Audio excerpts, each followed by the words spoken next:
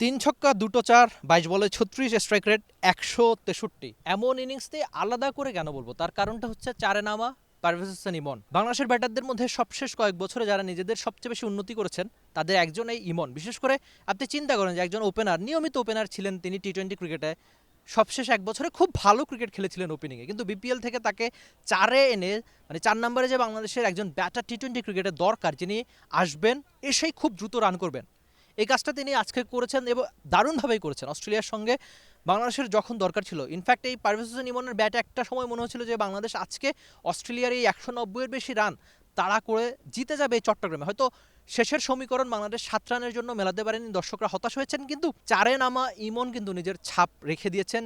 বিশেষ করে 3টা ছক্কায় তিনি জানান দিয়েছেন যে তিনি যখন থাকবেন উইকেটে খুব দ্রুতই রান করবেন, এবং তার দায়িত্ব সেটা যে বিনিয়োগ হোক বিশ্বস্ত, আমার পছন্দ সল্ট বে। ওয়েলকাম টু সল্ট বে। কখনো হয় না যে খুব দ্রুত চারে নামা ইমনকে উইকেটে আসতে হয়, বাংলাদেশের টপ অর্ডার ব্যর্থ হয়, এমন সব দিনেই এই ইমন দারুণ ব্যাট করে থাকেন। আগে পরে অনেকবার দেখিয়েছেন, আজকে অস্ট্রেলিয়ার বিপক্ষে আরেকবার দেখিয়েছেন। হয়তো আপনি বলতে পারেন যে বাংলাদেশ দল তো জিতে নাই, বাংলাদেশ সিরিজ হেরে গিয়েছে, আলাদা করে এই ইমনকে নিয়ে বলার কি আছে? ভাই আছে, তার কারণটা হচ্ছে তার ব্যাটিং। কেননা ওই যে চারে যেহেতু নামেন, তার চ্যালেঞ্জের কমতি নেই। একজন ওপেনার যখন তার প্রিয় জায়গা স্যাক্রিফাইস করেন দলের জন্য, তখন অবশ্যই তাকে নিয়ে আপনাকে আলাদা করে বলতে হবে।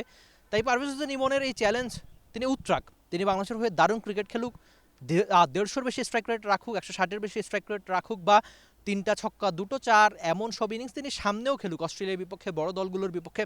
আপনি হয়তো জানেন যে সবশেষ 2 বছরে বাংলাদেশ টি-20 ক্রিকেটে দারুণ খেলেছিল, দেশের বাইরে অনেকগুলো টি-20 এই সিরিজও জিতেছিল। এই সিরিজের আগে 7টা সিরিজের মধ্যে একটা সিরিজ দল হেরেছে।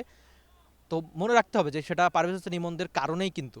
তাই ইমনরা চারে নামুক, ওপেনিংয়ে নামুক, চ্যালেঞ্জ উত্তরাক, এমন চাওয়া বোধ করি ক্রিকেট ফ্যান হিসাবে আপনারও। আপনি যদি ফ্যান হয়ে থাকেন বাংলাদেশ দলের, আপনার হয়তো আজকে খুব মন খারাপ যে খুব কাছে গিয়ে বাংলাদেশ দল হেরেছে, কিন্তু ওই যে ইমনরা চ্যালেঞ্জ উত্তরাক, সেটা দেখে হয়তো আপনি স্বস্তি পাবেন। Rifat Emil, T Sports, Chittagong. For more updates, subscribe to our YouTube channel and click on the bell icon.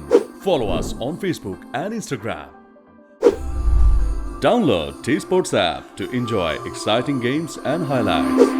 Visit tsports.com.